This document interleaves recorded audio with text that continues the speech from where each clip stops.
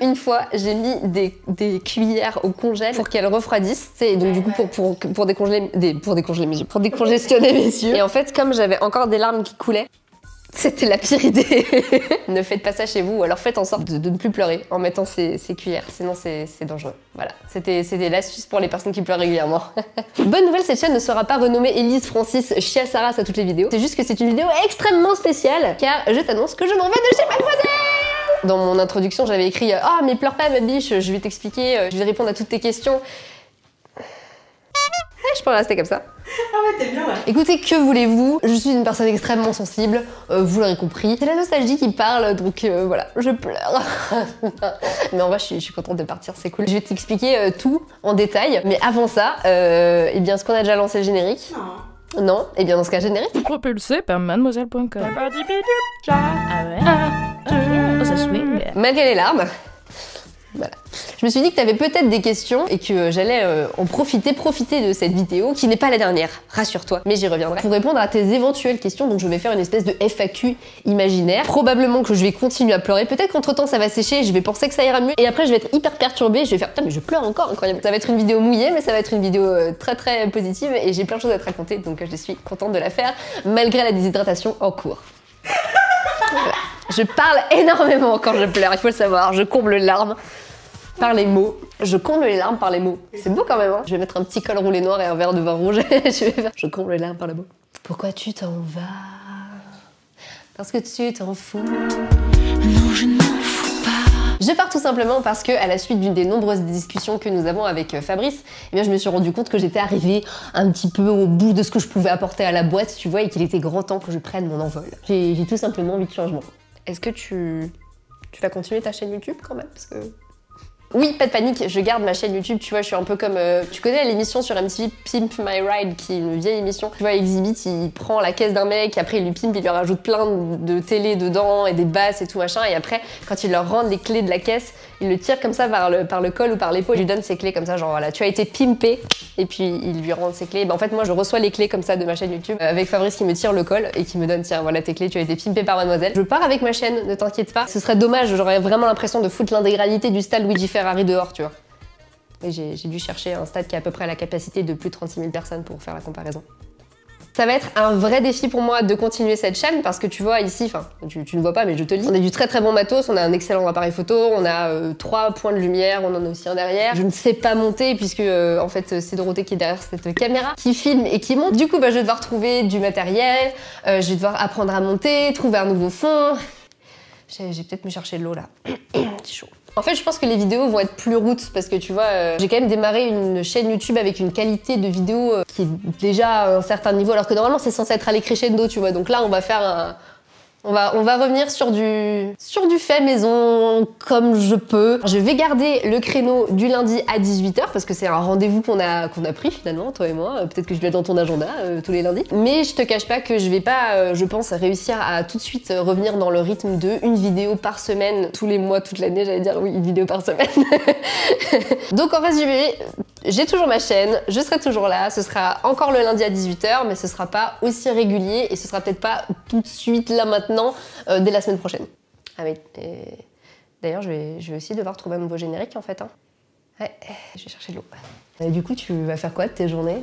Excuse-moi, t'as pas écouté. Je dois chercher un nouveau générique. Plus sérieusement, déjà, je vais dormir. Je vais en profiter pour me reposer un petit peu. Ce sera déjà très très cool. Mais surtout, j'ai plein de projets. Tu peux être sûr que je ne vais pas m'ennuyer. Déjà, bah, je veux continuer les vidéos YouTube. Donc, avec tout ce que tu connais déjà. Le boulette, boulart, les vidéos créatives, les Francis exploratrices. Je veux t'emmener partout où j'irai. Ensuite, j'oublie pas ma boutique Etsy. J'ai plein d'idées, faut juste que je les fasse. C'est de l'eau, toujours. J'aimerais faire plein d'ateliers avec toi et je suis même en train de regarder pour que tout ne se passe pas à Paris parce que j'ai envie d'aller à Lyon, j'ai envie d'aller à Strasbourg, j'ai envie d'aller à Lille, j'ai envie d'aller voir un petit peu partout. Et comme au début, ça va être un petit peu plus long de se retrouver tout de suite sur YouTube, et bien je serai encore plus présente sur Instagram et j'espère que tu me suis. C'est @EliseFrancis ou si on veut faire plus 2019 et moins courriel, tu vois, plus email que courriel. Alors je sais que tu vas me poser encore une question. Ou alors, depuis le début, j'imagine que tu me poses des questions. Donc, je sais que tu vas imaginer que j'imagine que tu vas poser cette question. C'était comment de bosser chez Mademoiselle? Eh bien, écoute, C'était de la balle. Et je me suis dit que j'allais essayer de résumer ces 2 ans et 6 mois ou 5 mois. Je sais plus. En 5 souvenirs. Et ça, franchement, ça a été hyper dur de choisir les 5 souvenirs parce qu'il y en a vraiment plein. Mais j'ai essayé de choisir les 5 premiers comme ça qui me venaient et qui m'ont vraiment marqué. Mon souvenir numéro 1, c'est tout simplement quand je suis arrivée ici. Je me souviens très très bien de la fois où j'ai envoyé ma candidature car je n'ai pas eu de réponse. En vrai, c'est vrai. J'avais envoyé une candidature spontanée en avril 2016 et bon bah voilà, hein, quand une boîte cherche personne, bah c'est normal de pas avoir de réponse. J'ai retrouvé la candidature que j'avais envoyée le 12 avril 2016. J'avais fait un article format web. C'est extrêmement pratique à lire. Trop bien. Donc je n'ai pas été retenue car personne n'avait vu cette candidature là. Et quelques semaines après, je reçois un message de ma meilleure amie Sophie. Je te fais des bisous. Merci à toi car probablement que si tu me l'avais pas envoyé, je l'aurais pas vu ou alors peut-être trop tard. Donc merci. Elle m'envoie un message en me disant regarde, il recherche une rédactrice mode beauté, c'est pour toi, vas-y, retente le coup et tout. J'étais dans le bus, je rentrais chez moi après le travail car j'étais vendeuse et je reçois le message et j'avais vraiment envie de me lever et de faire arrêtez ce bus, il faut que j'envoie une candidature. Ce que bien sûr le conducteur de bus n'a pas fait car je ne l'ai pas dit. En même temps, si je l'avais dit, je suis pas sûre qu'il se serait arrêté en me disant incroyable, cette personne veut travailler chez Mademoiselle. Là, je m'arrête tout de suite. Il aurait fait asseyez-vous, vraiment, c'est relou. Je rentre chez moi, j'envoie directement mon dossier avec le bon objet et tout ça de mail. J'envoie en crayon. Non, ça va être très long. J'envoie ce mail-là et je me dis ok, c'est maintenant. En plus, je voulais partir de mon travail et tout. Je me suis dit bon, je retente le coup avec Mademoiselle. Et le soir même, je vois le compte Mademoiselle Instagram vous suit. Alors franchement ça aurait été le président, ça m'aurait fait moins d'effet, tu vois, j'aurais été là, voilà. Mais là vraiment j'étais hystérique et je me suis dit ok ça sent bon, ça sent bon. Le lendemain matin, je sors du métro pour rejoindre des amis et je vois coup de fil, numéro inconnu et quelque chose me disait en mon fort intérieur que peut-être c'était Fabrice Florent. Je décroche et c'était Fabrice Florent qui me dit qu'il veut me voir pour passer à l'entretien. Je me souviens de lui avoir posé la question de qu'est-ce qu'il faut que j'emmène en plus que mon CV et puis ma personne du coup. Et il me fait bah écoute tout ce qui me donnera envie de bosser avec toi. Et alors là, j'étais là, est-ce que du coup je lui j'emmène ça. J'étais déjà en train de voir tous les trucs que j'avais fait à l'école, j'étais là qu'est-ce que je lui emmène ça. Bref, et donc je suis sortie, j'ai couru voir mes amis et j'ai passé une journée hystérique. Voilà, après je suis venue passer l'entretien et ça s'est très très bien passé et voilà. 2 ans plus tard je suis là et c'était fou, c'était génial. Donc merci de m'avoir embauchée. Deuxième truc, c'est le live Facebook pour Atomic Blonde. Mademoiselle était partenaire du film Atomic Blonde avec Charlize Theron et James McAvoy qui se passe dans le Berlin des années fin 80, début 90. En 89 plus particulièrement puisque c'est la chute du mur de Berlin. Ça c'est un tic que j'ai pris à Charlie, tu vois. Ce truc là. Des bisous Charlie. Abonnez-vous à sa chaîne si jamais vous ne l'avez pas encore fait. À cette occasion, j'ai participé à un escape game dans un parc à Paris aux côtés d'une autre journaliste et de Imi LTR. On se retrouve filmé en live suivi par une équipe son et caméra à devoir résoudre des énigmes, être dans la peau d'un agent secret, etc. C'était super chouette. On va dire qu'il fait la sieste. Quand j'y repense et quand je regarde le live, j'ai un peu de tendresse pour moi parce que je me vois hyper stressée à le dire en plus à l'écran parce que du coup c'était la première fois qu'il y avait un mec qui me suivait comme dans Fort Boyard, tu vois, avec une caméra. Et j'étais en live sur Facebook, donc des fois quand je galérais à résoudre l'énigme, j'étais là, putain les gens ils vont se faire chier en regardant le truc parce que juste ils vont me voir en train de réfléchir. Donc je me suis dit merde, faut que je fasse des blagues en même temps. Et donc quand je regarde, je suis là, Élise, c'est trop mignon. Et au bout d'un moment, il y a un comédien qui joue un agent double qui doit m'aider à avancer dans la quête, n'est-ce pas? Et en fait, il me donne un indice et il me demande de lui donner une pilule de cyanure pour mourir parce qu'il veut pas qu'on le retrouve et il veut pas qu'on le torture. Et donc vraiment, la personne décède devant moi et je suis là, je ne sais pas quoi faire de moi-même. En fait, je suis au courant que c'est un comédien et en même temps, je suis hyper stressée. Je suis là, cette personne est en train de mourir. Le comédien est venu me voir après en me disant mais en fait, t'es chiante parce que du coup, tu m'as fait rire et donc c'était dur de pas rire alors que j'étais censée être morte. C'était un super bon souvenir et la soirée après, on a fait une avant-première au cinéma MK2, c'était cool. Voilà, c'était chouette. Cette expérience m'a aussi valu l'excellent surnom d'agence Libarouillé. On s'est fait saucer au bout d'un moment et je crois que je dis un truc du style oui parce que être agent secret c'est aussi avoir le slip mouillé ou savoir avoir le slip mouillé ou un truc comme ça, enfin bref. Voilà, peut-être que la passion du slip s'est concrétisée à ce moment-là. C'est peut-être les prémices de tout finalement. Mon troisième meilleur souvenir, ça a été d'interviewer Hugh Jackman. En fait, c'est l'histoire qui précède l'interview que je trouve encore plus barrée que l'interview en elle-même. L'histoire se passe comme ça. Un matin, j'arrive à la rédaction et Alison, donc ancienne rédactrice beauté, en fait est absente parce qu'elle est malade et elle ne peut pas être présente pour un tournage avec la marque Nude by Nature et leur super make-up artiste Clint qui est vraiment au top du top. Fab du coup me dit bah, est-ce que toi t'as pas envie de le faire quoi, de remplacer Alison, de te faire maquiller, puis de parler avec Clint, etc.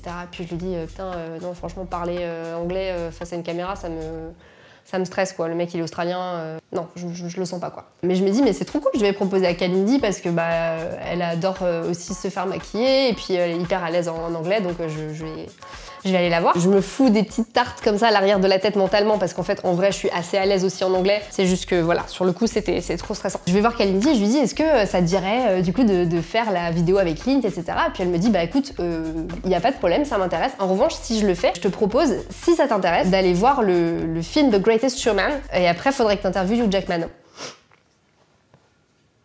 Ok, bah je vais réfléchir. Et donc je réfléchis à peu près 5 secondes. Et j'adore Hugh Jackman, j'adorais l'univers que présageait The Greatest Showman. Et du coup je dis bah en fait je vais être hyper enthousiaste en l'interviewant, j'ai très envie de voir ce film. Donc ça peut être que trop cool quoi. Et donc je lui dis à Kalindi, c'est quoi bah allez go, va pour Hugh Jackman et puis bah toi tu vas te faire chouchouter par Clint, ça va être cool. Et vraiment, le lendemain, je réfléchis et je me dis donc tu as préféré ne pas faire une vidéo en anglais avec un Australien dans les locaux de Mad où tu peux t'arrêter en permanence et reprendre si tu as fait une erreur, si t'as pas compris, etc. Dans un cadre où tu n'es pas stressé par le temps, pour interviewer Hugh Jackman qui d'ailleurs est aussi australien, dans le cadre d'une junket, interview junket, c'est-à-dire qui dure à peu près c'est en général très court, donc là j'avais 5 à 6 minutes avec lui, un contexte qui est chronométré et donc très stressant.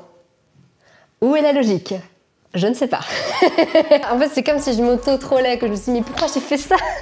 To be here is also challenging for me. Like I was so stressed, and I'm so happy to be here. Yeah, oh good. Yeah, I understand that. Je me suis vraiment fait caca dessus au moment de l'interview parce que ouais, c'est stressant, t'as un décompte derrière en disant attention, tu n'as plus beaucoup de temps et en même temps t'as peur de pas bien comprendre ce que la personne te dit et de ne pas réussir à rebondir. Mais en vrai, l'interview était cool. Hugh Jackman était hyper gentil. J'adore dire cette phrase. Moi, je suis très contente de l'avoir fait parce que je l'ai fait quoi. Voilà, j'étais contente. Et ça m'a fait la même chose en rencontrant Bezdito que j'adore. Et c'était à l'occasion de la sortie de son album pour Fake Sugar. Et c'était vraiment fou de rencontrer et d'interviewer une artiste que j'aimais autant. Bon, je faisais pas la fine, la maline. Je pleure parce que je vais interviewer Bezdito. Oh mon dieu! Du coup, c'est un peu nul. Ça me fait rien, tu vois. Je plante dans l'œil, non. Ce qui est marrant, c'est qu'à chaque fois que je fais une interview en anglais, il y a toujours un moment où je vais dire un truc, mais où la personne en face, elle va pas du tout comprendre ça. Parce que probablement, en vrai, j'ai l'accent quand même un peu français, tu vois, donc c'est logique que tout soit pas hyper limpide, et puis surtout, je fais des erreurs. Donc en fait, selon la syntaxe de la personne, elle va pas comprendre ce que je vais dire. Exemple concret, je dis à Bezdito, j'adore cette phrase aussi, que j'adore chanter sous la douche. Je dis I like singing under the shower, sauf que c'est incorrect puisqu'on dit in the shower, et qu'elle comprend on the rush hour, dans la voiture quoi, tu vois, quand il y a des bouchons. Elle me dit so you drive ou un truc comme ça. Everybody's a singer. On the rush hour. You're a singer. Do you drive? No. Oh. Et j'étais là, quel est le rapport avec la douche? Et j'ai pas compris qu'elle avait pas compris. Et du coup c'est un quiproquo de ouf, et ça m'arrive tout le temps, tout le temps, il peut y avoir, à chaque fois il y a une question qui merde, mais c'est marrant, voilà, j'ai fait la paix avec ça. Quatrième souvenir, le Barcelona Express avec Charlie. C'est mon souvenir le plus intense de tous ceux que j'ai ici chez Mademoiselle, parce que à la fois c'est une grosse fierté et en même temps on en a chié, on en a chié, autant que de dire cette phrase. Donc l'été 2018, on se retrouve à faire la course en stop Barcelona Express qui nous invite sympathiquement à aller de Paris à Barcelone à la force de notre pouce, et c'était dur. Donc c'était en partenariat avec Apésil et le principe c'était qu'on fasse une vidéo et un article. Ce qui était vraiment cool aussi, c'est que c'est notamment grâce aux Mademoiselles et aux Damoiseaux, Loïc, c'est pour ça, qu'on a réussi à avancer aussi efficacement dans la course. Dans le règlement, c'est interdit bien sûr de contacter des gens pour te faire avancer dans la course.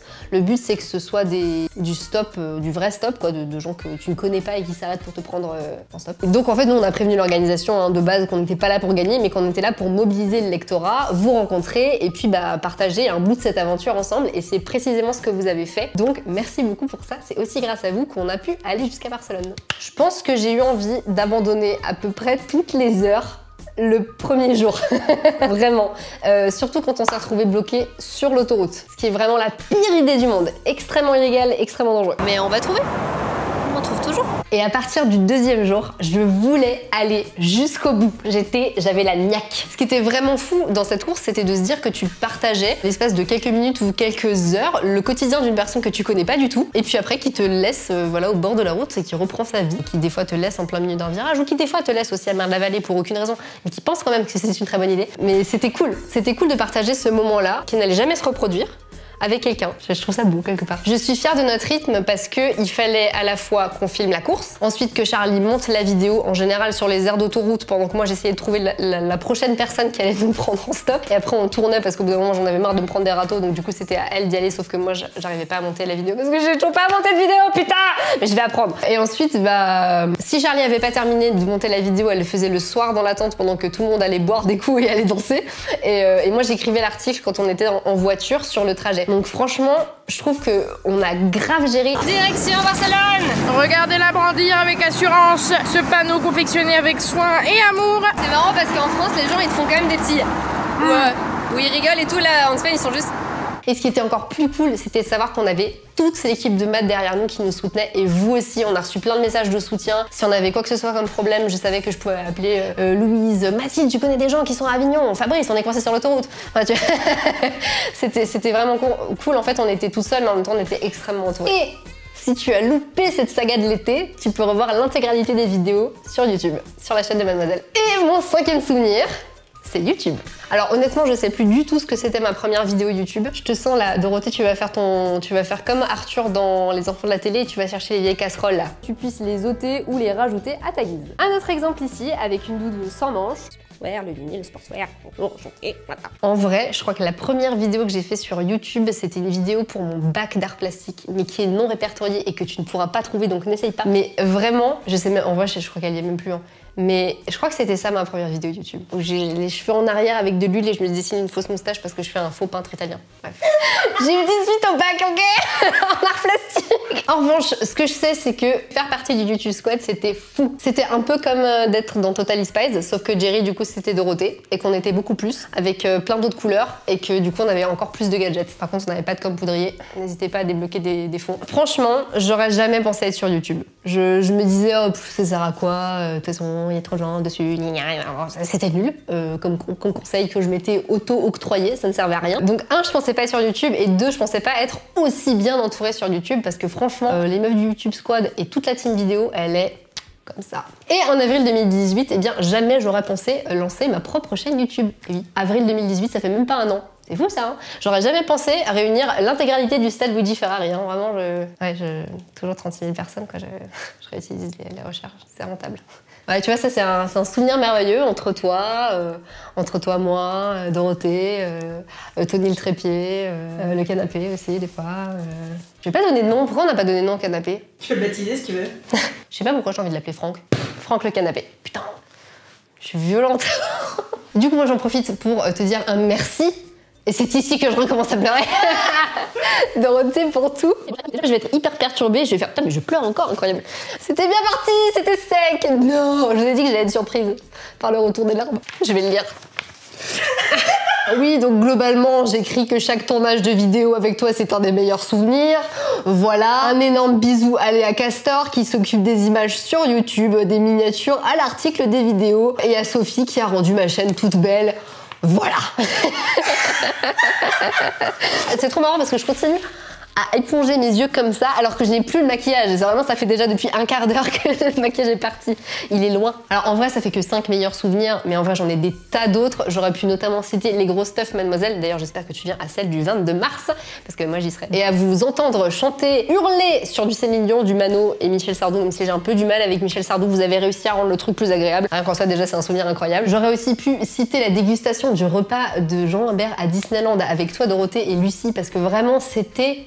Et bien plus jamais, voilà, plus jamais je ne ferai ça, tu vois, dans ma vie. Et franchement, c'était de la balle et c'était bon. Et il y avait 12 repas et on n'arrêtait pas de s'extasier sur le beurre à piment d'Espelette, qui doit être globalement le seul truc que Jean-Pierre a pas fait, putain. Non mais en vrai, on s'est extasié pendant tout le repas. Vraiment, c'était un délice. Et je pense que de là est né une grande amour pour la pâtisserie Cédric Grolet.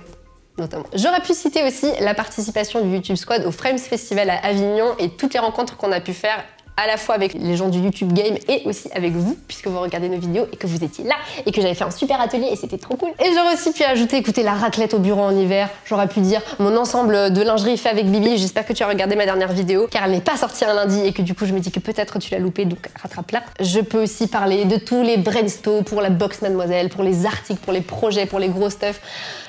Tout ça. Et bien écoutez, en résumé, bosser chez Mademoiselle, c'était de la balle, putain! Je vais finir cette vidéo en disant que, en fait, je me rends compte que la majorité de mes meilleurs souvenirs chez Mademoiselle, c'est les moments où je suis clairement sortie de ma zone de confort. Et que même si c'est dur et que ça te fait un caca extrêmement efficace, c'est aussi la meilleure façon de se pousser et c'est vraiment un truc que je vais garder avec moi en partant d'ici. Je te dis à très bientôt, ce sera à lundi, ce sera à 18 h, mais ce ne sera pas la semaine prochaine, je ne sais pas quand ce sera, mais ce sera bientôt. Je te donnerai toutes les infos sur Instagram d'ici là. Merci beaucoup, je t'embrasse bien fort, prends soin de toi et c'est la fin de l'acte 1 de Francis. Rideau. Merci, merci, merci, je dois remercier mes...